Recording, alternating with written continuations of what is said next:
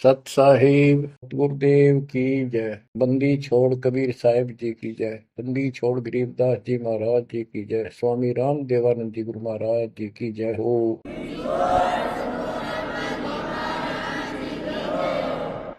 सर्व संतों की जय। सर्व भक्तों की, धर्मी पुरुषों की जय। श्री काशी धाम की जय। श्री सुडानी धाम की जय। श्री क्रोथा धाम की जय। श्री बरवाड़ा धाम की सत साहिब। ओम गरीब नमो नमो सत्य पुरुष को नमस्कार गुरु की नहीं। सुर नर मुनिजन साधुआं संतों सर्वसदी। सतगुरु साहिब संत सब दंडवतम प्रणाम। आगे पीछे मध्य हुए इनको पूर्व।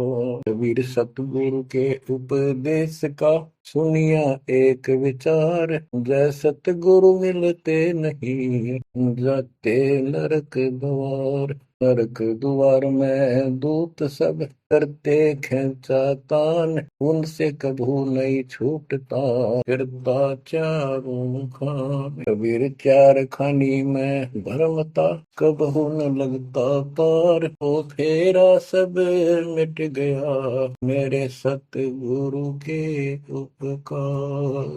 जय जय सतगुरु मेरे की जय जय सतगुरु मेरे की। सदा साहिबी सुख से वसियो अमरपुरी के डेरे की।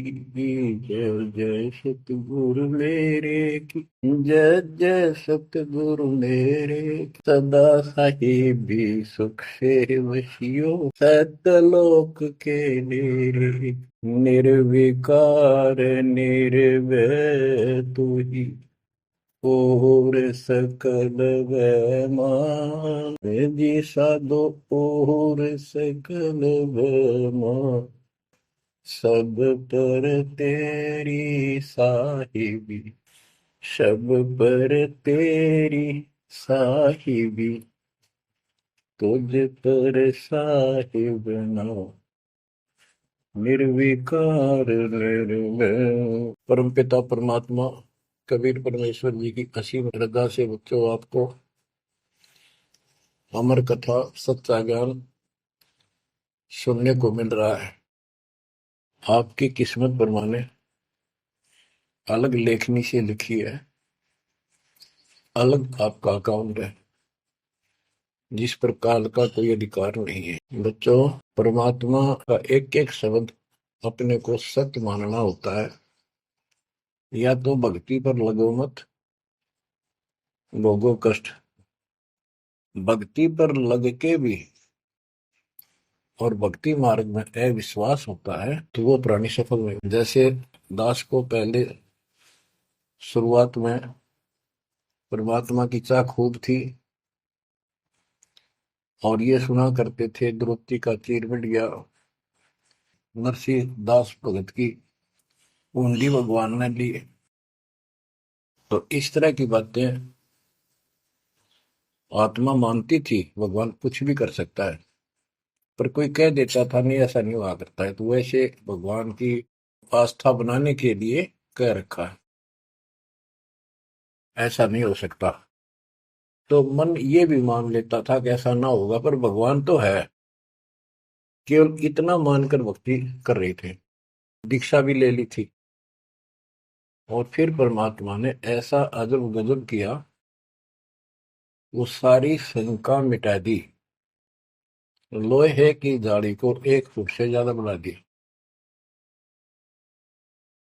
और दोनों को बढ़ा दिया, एक को नहीं। तो बच्चों, विश्वास बहुत जरूरी है। जैसे आपको उदाहरण दिया जाता है सत्संग के माध्यम से। एक गांव के बाहर 2 साधक साधना कर रहे थे। एक 40 साल से बैठा था, आयु 60 के आसपास हो चुकी थी।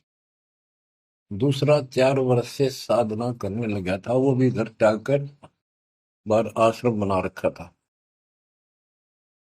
तो बच्चों, वैसे तो साधना दोनों की ही शास्त्र विरुद्ध थी। पिछले संस्कार से प्रेरणा इतनी प्रबल हो जाती है कि आत्मा भगवान की तरफ तड़प जाती है। उसको खोज के लिए निकल पड़ती है और जैसा कोई मार्गदर्शन मिलता है उसी अनुसार अपना सारा जीवन कुर्बान कर देती है। उससे उसको कुछ तप मिल जाता है, बन जाता है, और कुछ सिद्धियां आनी शुरू हो जाती हैं। उससे उसका वहां बोलबाला हो जाता है। फिर उसकी मृत्यु के बाद वहां एक यादगार बना दी जाती है। वो नरभाग आप तो नरक में गया, आने वाले उस गांव की कई पीढ़ियों को भी नरक भेजने का सामान तैयार कर गया। आने वाली पीढ़ियां उसी पर मत्था टेक टेक के उस कब्र पे, उसकी मूर्ति पे, और अपनी मनोकामना पूर्ण करवाती हैं। होता किसी का कुछ नहीं, पर वह भावना बन जाए, एकाधिक वैसे सूत बैठ जाए, दाव लग जाए स्वाभाविक। जो भक्ति ना करते उनका भी हो जाता है वो तो, उसका संसार होता, और वो नियमित उसका कर देते थे। हम भी ऐसे ही थे। अब बताना चाहता दास, फिर भी विश्वास बहुत काम करता है। भगवान उसके नंबर देता है अलग से, तो उसकी भक्ति में आस्था अगले जन्म में भी बनी रहती है इस तरह की क्रियाओं से। जो आस्तिक और नास्तिक दोनों क्रिया करता है, वो घर का रहता ना घाट का। एक देवदूत आया करता था ऊपर से, विष्णु जी के लोक से, और वो आकर के उन दोनों भक्तों से काफी देर तक चर्चा परमात्मा की करता था। प्रश्न करते रहते थे भगवान, ठीक है वहां की व्यवस्था कैसी है। तो वो दोनों, ये देवदूत दोनों भक्तों के पास घंटों बैठ कर जाया करता था। देवदूत से भगवान ने पूछा भी, विष्णु ने, कहा जाता है ये ऐसे ऐसे आपके भगत हैं, बहुत गजब के, कुर्बान हाथ के लिए तो उस गांव में, और मैं वहां बैठ रहता हूँ कुछ देर जाके, आपके ऊपर तो कुर्बान है। तो भगवान बोले, विष्णु जी बोले, मैं भगत तो एक है, एक तो वैसे टाइम पास करे। देवदूत बोला, जी वो होगा जो 40 साल से आपके लिए कुर्बान घर छोड़ के आया हो। तो भगवान बोले, ना, दूसरा जो 4 साल से बैठा है वो भगत है, उसको मुझ पर विश्वास है और बड़े पर को विश्वास नहीं है। ये बात उस देवदूत का गले नहीं उतरा, ये तो हो ही नहीं सकता। तो भगवान ने समझ लिया कि देवदूत की विश्वास नहीं मेरी बात पे। तो विष्णु जी बोले, भाई एक काम करना देवदूत, आज तू लेट जाना समय से, रोज जिस समय जाता है, और फिर वो पूछेंगे कारण लेट होने का, तो उनको फिर ऐसे बताना कि आज भगवान ने समय दे रखा था कि दोपहर को सुई की नोक में से, जिसमें धागा सुई के नक्के में के सुराख में हाथी निकाल लेगा भगवान, और कहना कि मैं उसको देखने के लिए रुक गया। और भगवान ने हाथी उस सुई के नक्के में के निकाल दिया। वो इसी तरह की किया। देवदूत पहले उसके पास गया, बड़े के पास, क्योंकि उसको भरम था। तो विष्णु जी ने कहा था, फिर ये देखना वो कौन क्या प्रक्रिया करता है, तुझे स्वयं फैसला हो जाएगा भगत कौन है। देवदूत उस बड़े के पास गया, उसने भी ये जाते कारण पूछा कि क्या बात, देवता से लेट हो गए, आपकी बहुत इंतजार थी, और आपके साथ बैठकर भगवान की चर्चा करते थे, अच्छा समय व्यतीत होता था, क्या बात होगी, क्या कारण हो गया, लेट हो गया आज। देवदूत ने वही बताया कि आज दोपहर को भगवान ने एक लीला करनी थी, वो देख कर आया। तो भगत बोला, क्या लीला की, कि कमाल कर दिया भाई, हद कर दी। भगवान ने एक हाथी को सुई के नक्के में निकाल दिया। इसको देख कर आया मैंने, इसको देखने के लिए रुका था। भगत बोला, 40 साल वाला देवदूत, देवता, इसी झूठ बोल, किसी का जत जा, ये कभी हो सकता है?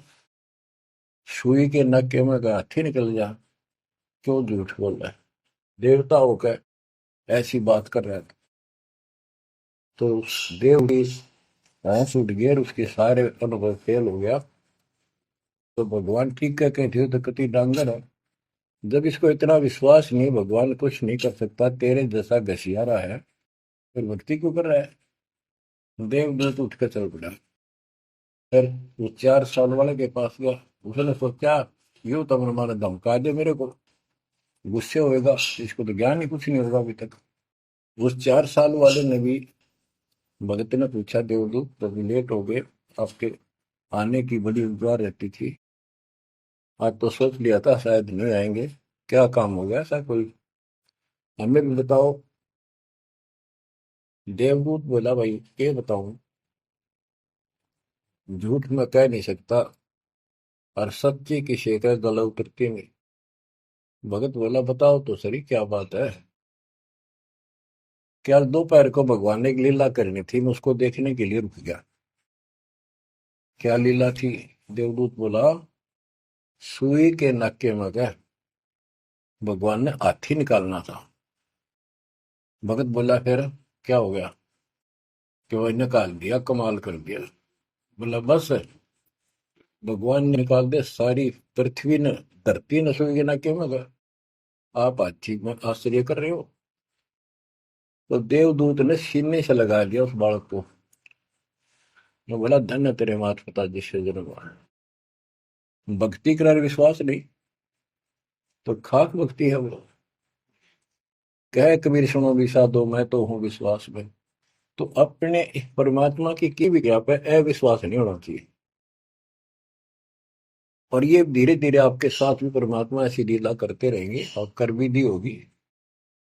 और ना भी हो तो इतने सारे प्रमाण दिए जाते हैं, विश्वास कर लेना।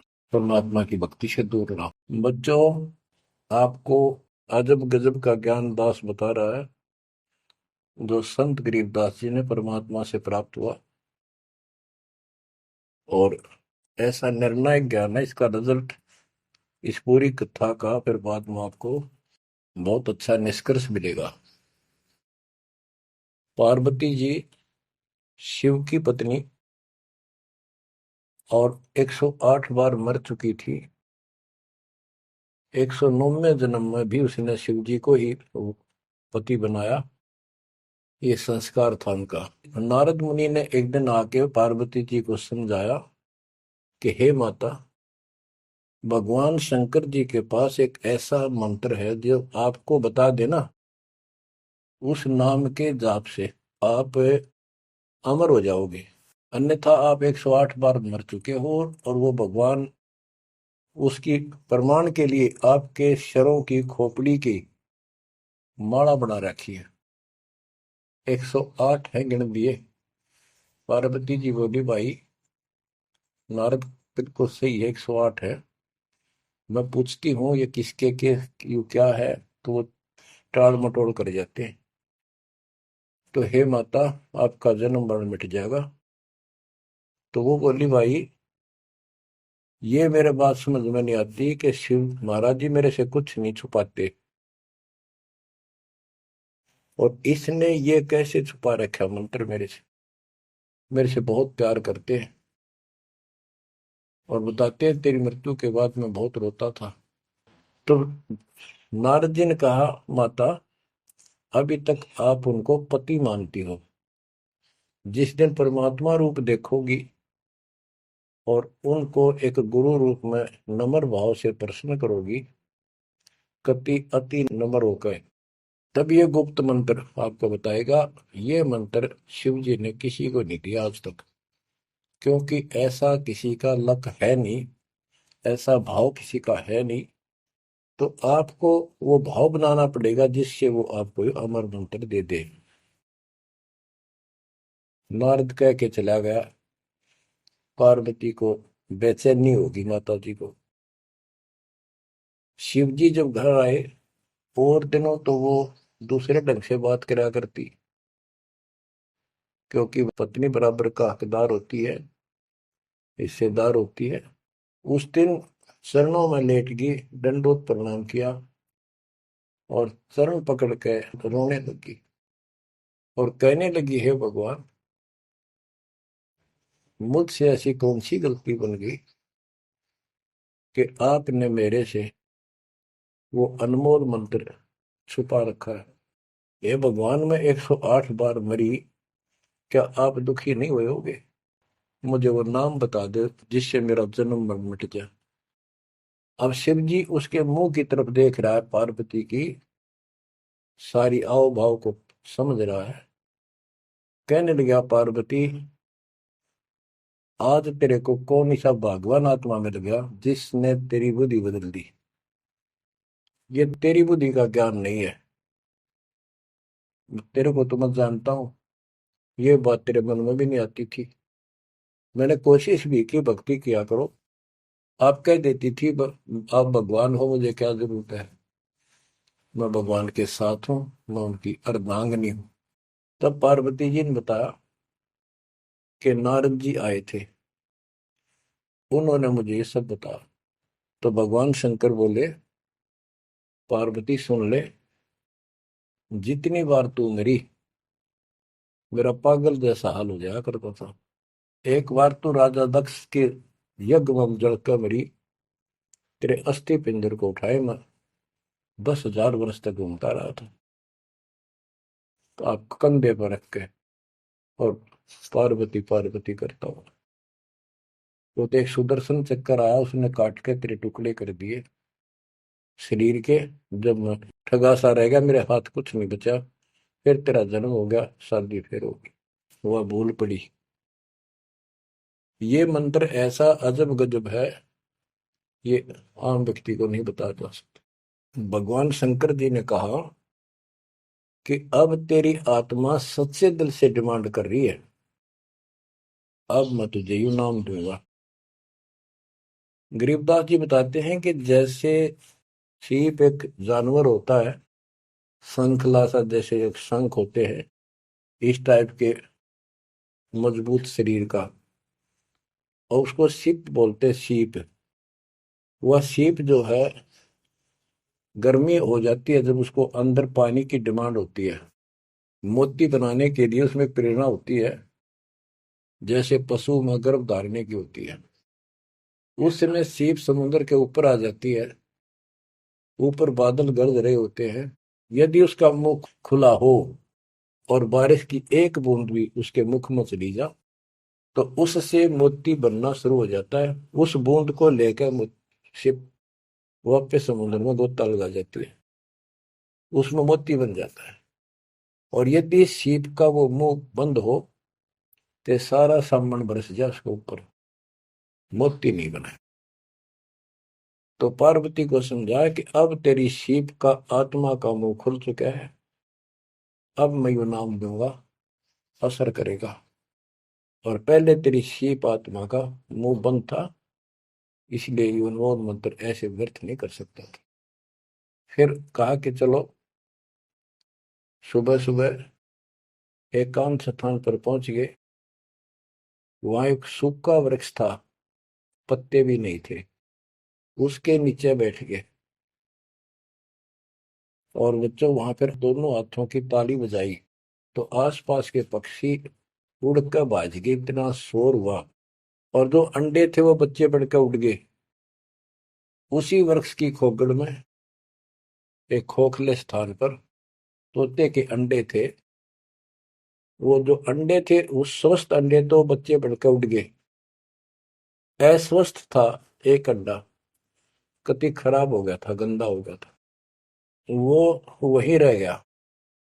भगवान शंकर को पता नहीं था कि इसमें कोई तोते के बच्चे भी हैं, अंडे भी हैं। उनको मालूम था कि अंडे भी होंगे तो बच्चे बनकर जा चुके होंगे। अब बच्चों, बहुत सी कहानी इस एक ही कथा से आपको समझ में आएगी। जैसे ये क्या करते हैं, भक्ति ना करके मृत्यु के प्राप्त हो जाते हैं, फिर क्या करते हैं, अस्थियों को उठाते हैं, जड़ी हुई हड्डियों को, उनको उठाकर गंगा में बहा के आते हैं।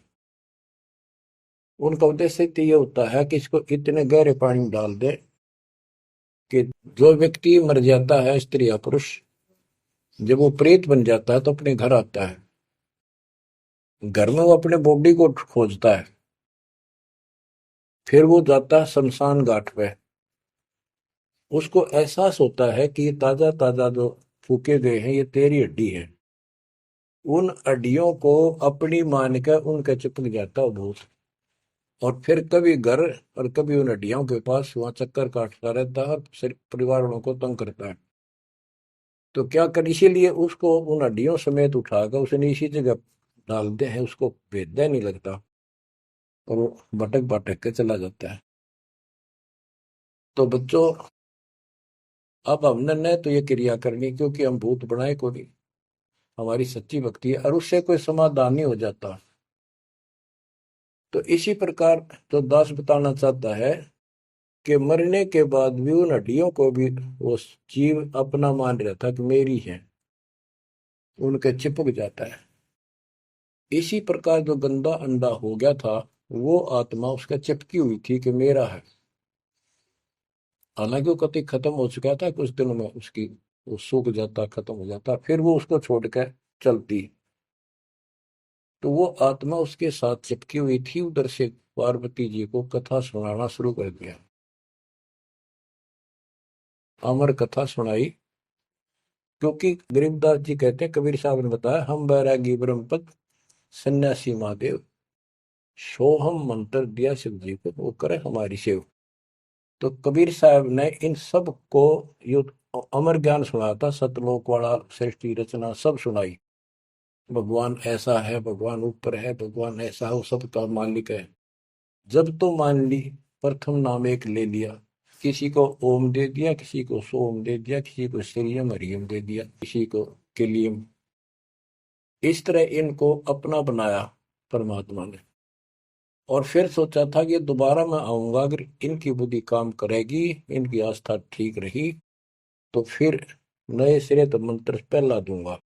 जब दूसरी बार परमात्मा गए तो इन सब की बुद्धि काल ने फेर दी।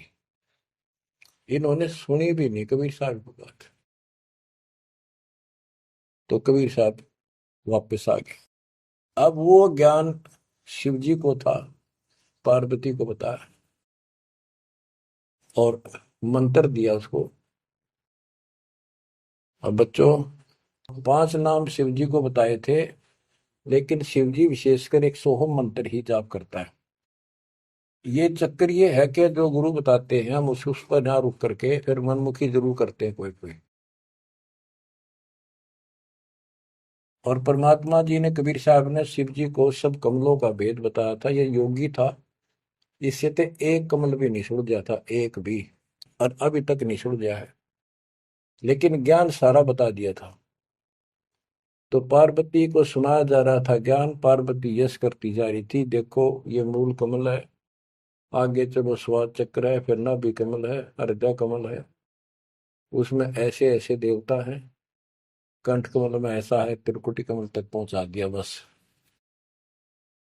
पार्वती जी ध्यान मग्न होगी, उसको नींद आ गई, बोलना बंद कर दिया। उधर से वो पक्षी इस कथा को सुनने से वो अंडा स्वस्थ हो गया तोते का, और ओंकार्य बुलंद आ गया।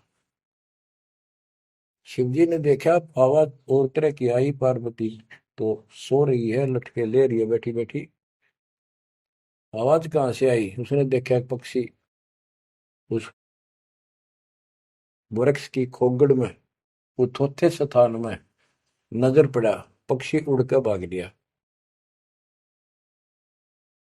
शिवजी उसके पीछे चल पड़े कि इसने मेरा ज्ञान चुरा लिया। आकाश में उड़ गया, उड़ के पीछे हो लिया। ये तोते वाला जीव परमात्मा की अमर कथा सुनता है, उसमें भी शक्ति सिद्धि आ गई थी।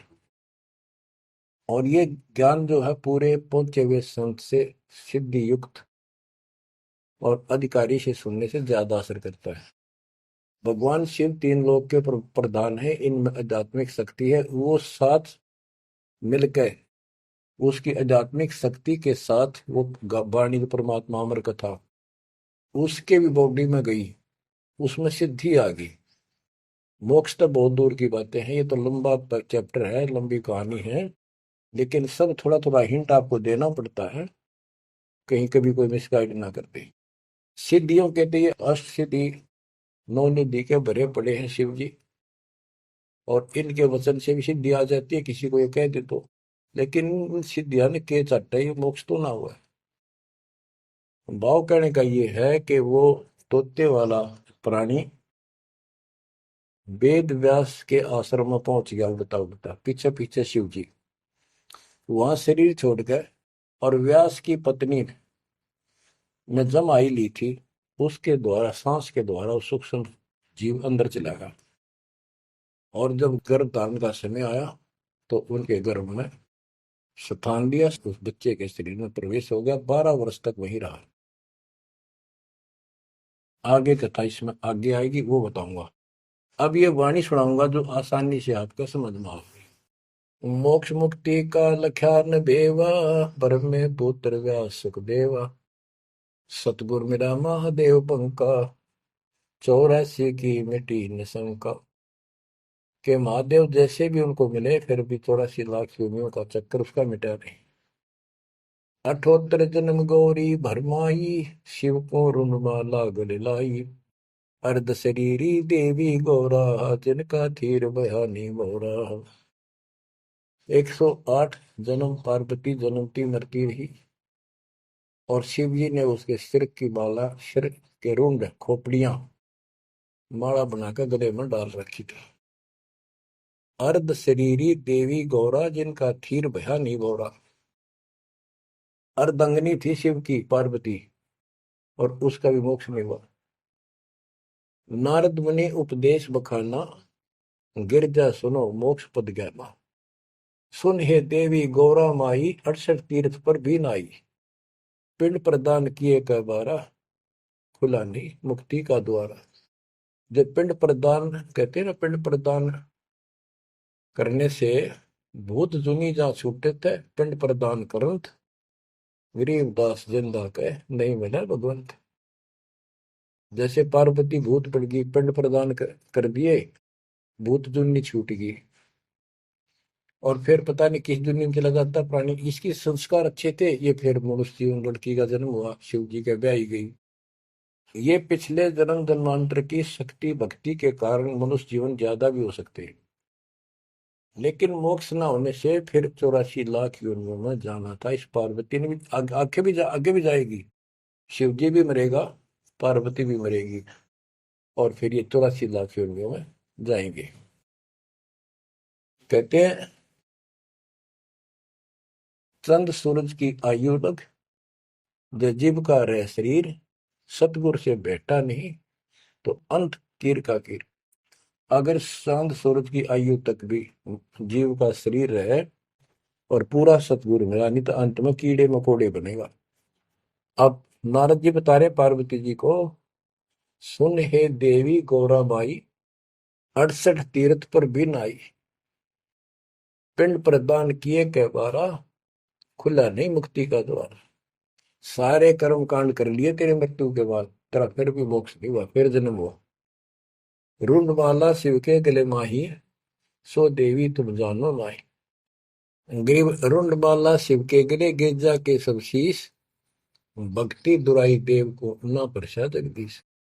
तुमरा देवी रूप विशाला, शिव तो पैर रहे रुंडमाला।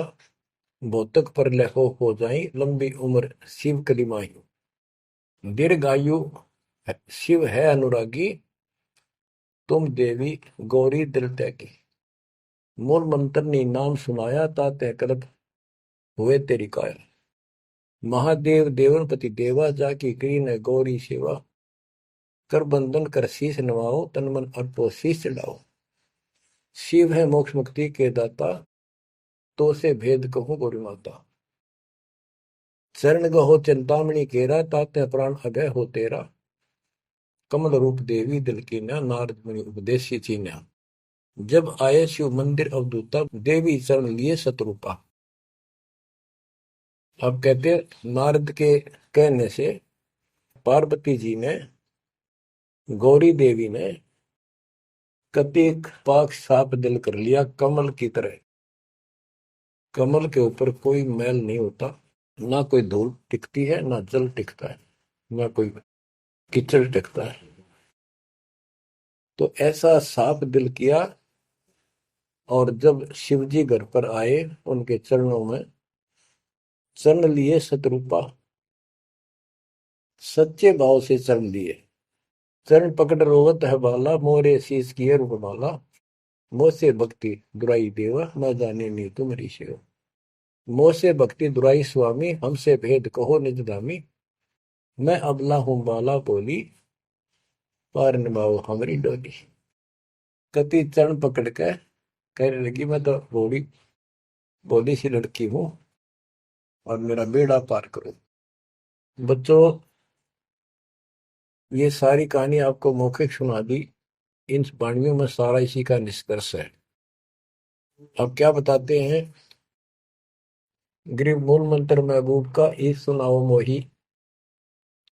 पार्वती जी कहती है शिव जी को कि उस परमात्मा का समर्थ शक्ति का जो मूल मंत्र है वो मुझे बता दो। अब इन मूल मंत्र का पता नहीं, जिस भी नाम को ये गुप्त रखते हैं जो विशेष नाम इनके पास है उसी को मूल मंत्र मांग रहे थे। गृह मूल मंत्र महबूब का ए सुनाओ मोही, युगन युगन के पातक कटे छूटे तेंद्र द्रोही। पूर्व जन्म की कथा सुनाओ, मूल मंत्र हमें शिव गोराओ। भूल रही भवसागर हमी, मोक्ष मुक्ति के दाता तुम ही।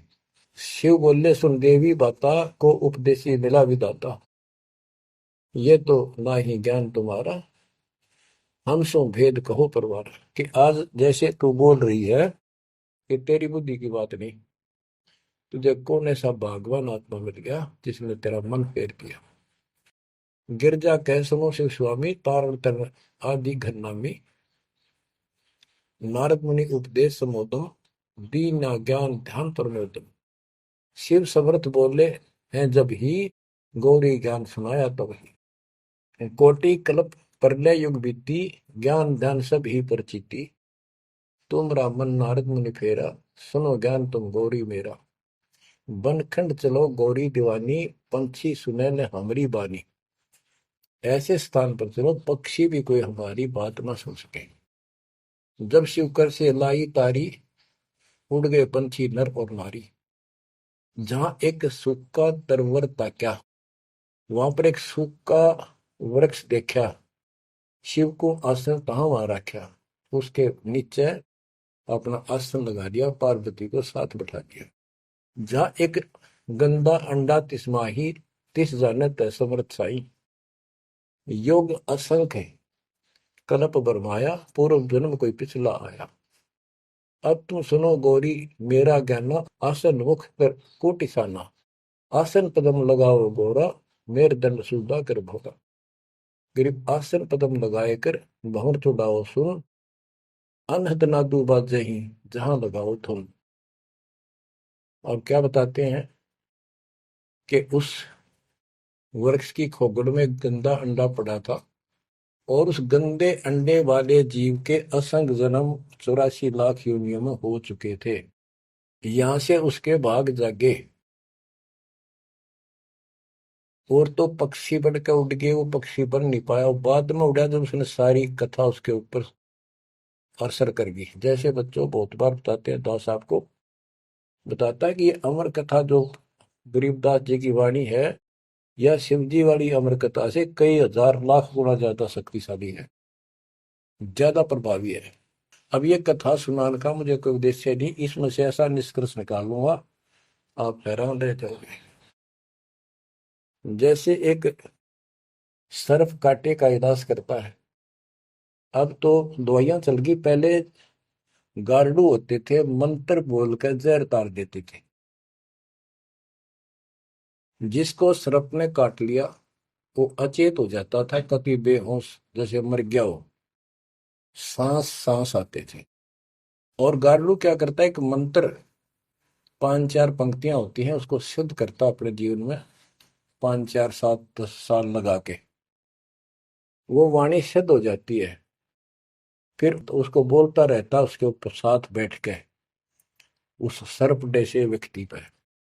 उस समय वो सर्प जैसा व्यक्ति अचेत होता है, ना वाणी सुन रहा है ना उसको समझ रहा है इसका अर्थ क्या है।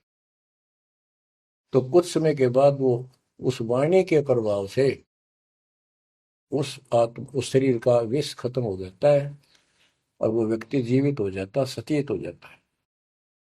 इसी प्रकार बच्चों परमात्मा की अमर कथा जितना जिस जो सक्षम है उसके मुख से जिस सुनी जाती है, तो उस सत्र का उसको लाभ अवश्य मिलता है। तो ये गंदा अंडा था, इसके साथ जीव चिपका हुआ था। ये गंदा अंडा ना सुन सका था, ना बोल सका था, ना वो कह क्या रहा है शिव जी वो समझ सका था।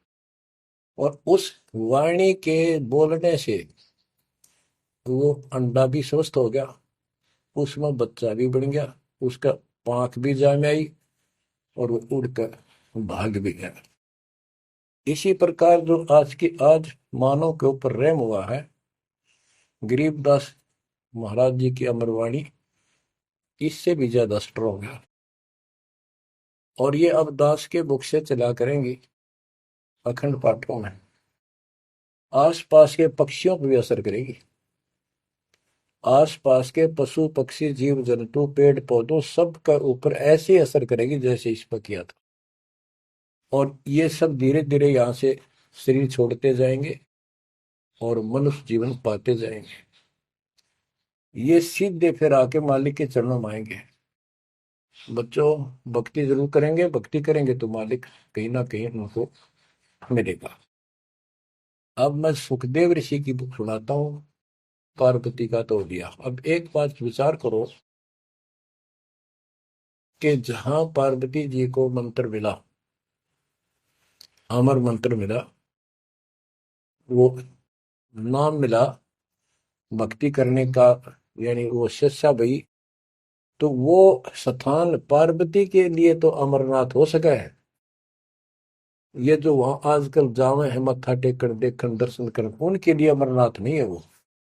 अब जैसे आपने जिस भी आश्रम नाम दान केंद्र पे या कहीं भी दास से दीक्षा ली है, आपका वो स्थान अमरनाथ है। लेकिन उस स्थान से कुछ नहीं लेना देना, मोक्ष नाम से होगा।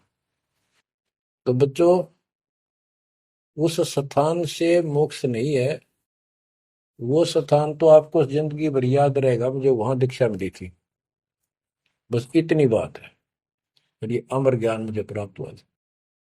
लेकिन मुक्ति नाम से होगी। और जो बोले आत्मा इतने ऊंचे पहाड़ों पर जाते हैं दर्शन करके आवांगे। अब विचार करो,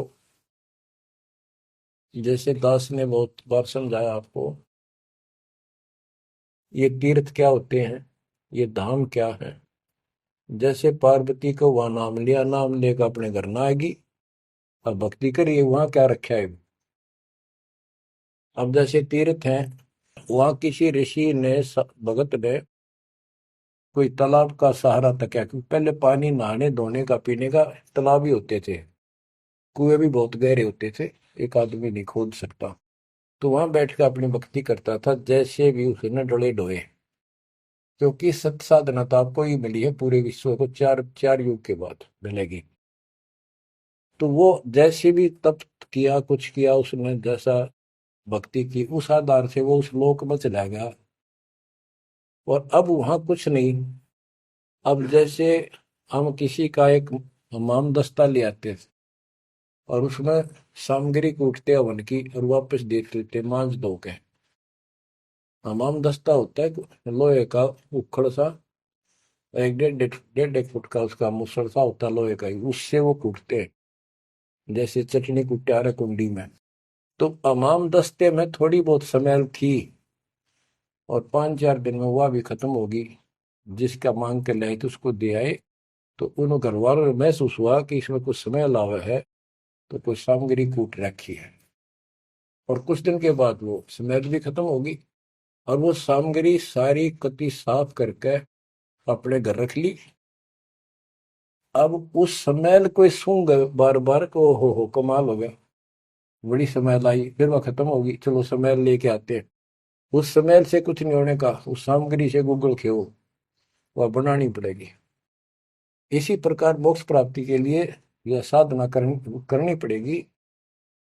तो वहां जाने से कोई लाभ नहीं जहां पर कभी कोई ऋषि ने कोई साधना की थी, वो तीर्थ बने हुए हैं। तो काल ने परमात्मा से कहा था, जो मालिक आए थे जोग जीत रूप में, अपने बच्चे ज्ञानी के रूप में, जोगजीत रूप में, सहजदास रूप में, कई रूप में मानते रहते हैं। तब काल ने सारी वचनबद्ध करा के मालिक को, और फिर अपनी वह दुष्टता दिखाई थी। इन्हों कहा था, जाओ ज्ञानी वैसे जाओ, जोग जीत संसारा, जीव न माने कहा तुम्हारा। जीव तुम्हारा कहा न माने, हमरी और वो बात बखाने। तीर्थ व्रत और झूठे जब तब मन लाऊं, देवी देव देवर पुजवाऊं, या वो जीव को बरमाऊं।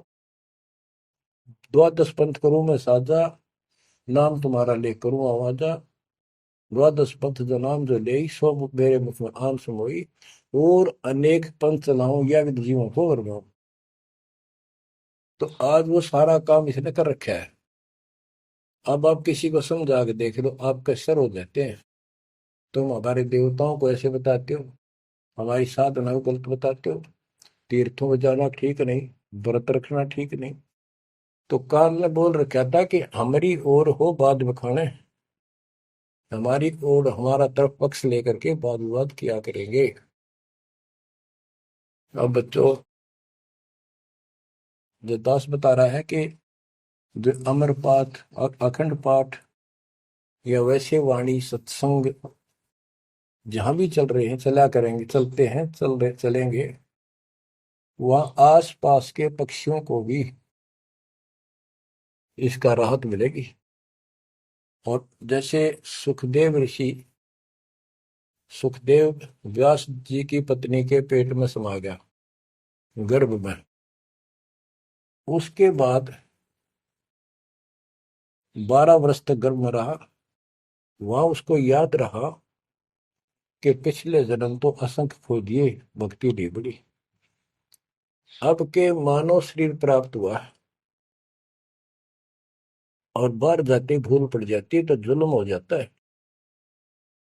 इस डर के मारे गर्भ से बाहर गया। 12 वर्ष बीत गए। ब्रह्मा विष्णु महेश को टेंशन हुई, ये तीनों आ गए। इन्होंने कहा कि सुखदेव बाहर आओ। 12 वर्ष तक गर्भ में ठीक नहीं, हमारी मर्यादा खत्म होती है। 9 महीने भी माताएं गर्भ में बच्चा रखती है, बहुत परेशान हो जाती है, और 12-12 वर्ष रक्षा करेंगी, ये गलत परंपरा डलती है, आप ऐसा ना करो, बाहर आओ। तो सुखदेव ऋषि ने कहा कि हे परवरदिगारो, हे भगवानो, अब मुझे ज्ञान हो गया। बाहर आती है आपकी माया, यह त्रिगुणमयी माया हमें अचेत कर देती है, सब बुला देती है। इस माया ने रोक दो, फिर मैं बाहर आऊं। इन्होंने कहा, भाई ज्यादा हम भी नहीं रोक सकते, ये हमारे से भी बहुत ज्यादा प्रबल है, हमारे बस की बात नहीं है, बस कुछ सेकंड के लिए रोक सकते हैं। तब उसने कहा, जी कुछ सेकंड के लिए रोक दो। तो कुछ क्षण के लिए रोकी, इतना में सुखदेव बाहर आया। तो उसको भक्ति की प्रेरणा बनी रही, भगवान की याद रही। उसी समय 9 नाथ 84 सिद्ध, यानी 93 बच्चे और लड़के पैदा हुए। ऐसा इत्तेफाक था, संस्कार था उनका। उनको भी ये बातें याद रही, उनमें से 9 तो नाथ बन गए और 84 सिद्ध कहलाए। उन्होंने भक्ति की प्रेरणा बन गई बचपन से ही, मालिक की याद बनी रही। लेकिन सच्चा सतगुरु ना मिलने से ये भी डले डोए। अब बच्चों, ज्ञान पूरा आ चुका है और वो ठीक का समय आ गया है। गुरु पूरा, ज्ञान पूरा, भगवान पूरा। तो अब जो ये वाणी चले हैं और दास के मुख से चला करेंगी, ये कत्युत मस्तार देंगी। काल के पता नहीं कितने जुगाड़ को तोड़ेंगी, कितने जीवों का उद्धार बनेगा। मनुष्य का तो कहना ही क्या, डांगर डोर पशु पक्षी कीड़े मकोड़ों को भी सहारा मिलेगा इसका। ये इन पुराणों से कथा है, और ये आपके सामने सच्चाई इस तरह है। अब तो सुखदेव ऋषि जब बाहर आया, उड़ कर चल पड़ा वहां से। पिता ने कहा, बेटा, व्यास जी ने कहा, पुत्र, एक बार शकल तो दिखा दे। 12 वर्ष इंतजार की, पुत्र होगा, पुत्र होगा। तब उसने कहा, एक लेवाद एक देवाद उत्तम, कोई किसी का पिता नहीं पूतम। पिताजी पता नहीं कितनी बार तू मेरा पिता बन लिया, पता ना कितनी बार मैं तेरा पिता बन लिया। अब मुझे समझ में आ गई है, मैं आपकी तरफ देखूं नहीं, मेरा मोह बन जाएगा। ये छूत की बीमारी है, ये मोह। ये विस्तार से फिर कभी बताएंगे। और ये हम आप लावा जाने का, लेकिन ये उसकी गलती थी। ज्ञान ना होने से इसने इतना ही समझ थी तो वो उस समय गलती कर गया। चलो जो भी इसकी सोच थी, उस आधार से ये वहां से चल पड़ा। पिता पीछे पीछे मोह में दूर तक गया, वहां से आकाश में उड़ गया, अंतर्ध्यान हो गया। आगे जाके फिर प्रकट हो गया। अपनी और नाल जो बच्चे की नाभि से, माँ की नाभि से चिपकी होती है, वह गेल बाहर आके टूट गई, टूट कर बाहर आ गई। वो बाद में काटा करते हुए बिना कटवाई कंधे पर घेर कर उठ गया, आगे काटूंगा। अब आकाश में उड़न की सिद्धि उसमें उस मंत्र से आ गई, वो अमर कथा से। अमर कथा में शिव जी ने पूर्ण परमात्मा की महिमा बताई, जो कबीर साहब ने उसको सुना रखी थी। इसमें काफी प्रकरण है, अब इतना समय नहीं जो मैं वो सारी बताऊंगा आपको। कभी परमात्मा ने दया की बड़ी जेल में, फिर उनको विस्तार से समझाया करेंगे। तो कहने का भाव ये है कि सुखदेव ऋषि को अभिमान हो गया कि मैं बहुत बड़ा सिद्ध पुरुष हूं, आकाश में उड़ जाता हूं। तो बच्चों, स्वर्ग में जाने लग गया, और स्वर्ग के देवता ऋषि महर्षि सब उसको, उसकी जो है ना पूरी वो करें, सम्मान करें, उसकी आरती तारे कि बड़ा धन भाग है तेरे, बड़ी सिद्धि प्राप्त कर ली। इन इतना पता सिद्धि आएगा, और जन्म से ही छोटी उम्र में आपको इतना कुछ प्राप्त हो गया, आप तो बड़े पहुंचे हुए हो। तो सब उसकी खूब अच्छी तरह प्यार रखे, महिमा गाओ। एक दिन उसको, उसने स्वर्ग में जाने की इच्छा व्यक्त की विष्णु जी के लोक में। वहां उसको इसलिए नहीं जाने दिया कि उसका गुरु नहीं था। विष्णु जी तक बात गई। विष्णु जी ने पूछा कि हे ऋषि जी, आपने गुरु नहीं बना रखा? अगर नहीं, गुरु की क्या आवश्यकता है महाराज, ये गुरु बना रहे वो नहीं आ पाए और मैं बिना गुरु के आ गया। विष्णु भगवान बोले, ठीक है, वो अलग बात है, या वही रह सकता है जो पहले गुरु बनाओ। फिर एक बीमारी और है, अहंकार के, मेरे बराबर पृथ्वी पर कोई गुरु नहीं, मैं बाल ब्रह्मचारी, वहां कोई ऐसा संत नहीं, वह बनाओ गुरु किसको? विष्णु जी ने कहा कि राजा जनक मेरे परम भक्त है, आप उनसे दीक्षा लो। यूं कह के विष्णु जी चले गए, उसको बाहर निकाल दिया पार्षदों ने। वो स्वर्ग में आए, वहां सारी कथा बताई। फिर अन्य स्वर्ग, कोमर स्वर्ग, फिर ऋषियों के पास आए नीचे, उनको बताया तो सब ने कहा कि सुखदेव बहुत बड़ी गलती कर रखी है, गुरु नहीं बनाएगा, गुरु नहीं बनाएगा तो गधा बनेगा। तो पिछले जन्मों में उसको एकदम वो रील सी चल गई कि मैं कभी गधा बना था एक बार, पर अंधा हो गया, स्वामी ने छोड़ दिया, कुमार ने, और मैं भटकता भटकता इन नाले में फंस गया। मेरा पुली बना ली लोगों ने, आन जान लगे। मैंने कहा नहीं, भटक के भूखा मर के, भूखा होकर तो मरा, प्राण निकले। उस भय से उसको चिंता बनी। फिर अपने पिता के पास वापस आता है। व्यास जी देख कर बड़े खुश हुए कि बेटा आ गया। सारी बात पूछी तो सारी अपनी समस्या बताई पिताजी के सामने। पिताजी ऐसे ऐसे बात है, भगवान ने कहा कि राजा जनक को गुरु बनाओ। तो व्यास जी, क्योंकि जितने भी महापुरुष हैं वो एक सुर में बोलते हैं, उनको इतना ज्ञान तो है, गुरु बिन बात नहीं बनती। उसने विशेष ज्ञान तो सुना नहीं था, वो बैटरी चार्ज होगी, उसने उड़ा उड़ा फिर था, उससे ज्ञान था ही नहीं इसको। तो व्यास जी बोले, रे बेटा, मैं तो खुश था, चलो बेटा ना मेरे पास आया, पर यूं चर्चा तो चल रही है व्यास का बेटा इतना पहुंचा हुआ है, और तने गुरु नहीं बना रखा, मैं तो तुम्हें कमाल कर दिया। तो दो कोड़ी का जीव नहीं, कल न ये तेरा प्राण छूट जाएंगे या बैटरी खत्म हो जाएगी और नर्क में जाएगा बेटा। गुरु दिन बात पड़ती है। तो आखिर में हार कहने बोला, हे गुरुदेव, हे पिताजी, मैं कैसे गुरु बनाऊं राजा जनक को। राजा जनक गृहस्थी भाई, ओए होए, और कैसे शीश निभाऊं जाए। जनक विदेही राजा भाई, कैसे शीश निभाऊं जाई। ओहो। सुखदेव बोले, ज्ञान विवेक का हमने स्त्री का मुख नहीं देखे। तो उसके पिताजी बोले, जो भगवान ने कह दिया, अरे तू अब भी अगर मगरब कर रहा है, एक अन्य का जीव नहीं, तेने ज्ञान भी क्या आएगा। कहाँ जाएगा फिर तू। वहां तेरे को पढ़ने नहीं देंगे स्वर्ग के अंदर। जो मरता क्या नहीं करता, राजा जनक के द्वारे गया, वहां चरणों मत्था टेका और अपने कल्याण का मार्ग पूछा। बच्चों, क्योंकि यहाँ समय बहुत कम मिलता है, इससे बहुत सी जानकारी होगी आपको, अजब गजब ज्ञान होगा। क्योंकि अभी तक दास ने आपको केवल प्रमाण दिखाए, सारे ग्रंथ सुन जाए और एक नंबर का ज्ञान आपके हृदय में जमा दिया कि जो दास कह रहा है वो सारी सच्ची है। अब दास कोड वर्डों में, संकेतों में भी ज्ञान समझाएगा, तो भी आपकी आत्मा गेला कैच करेगी साथ के साथ।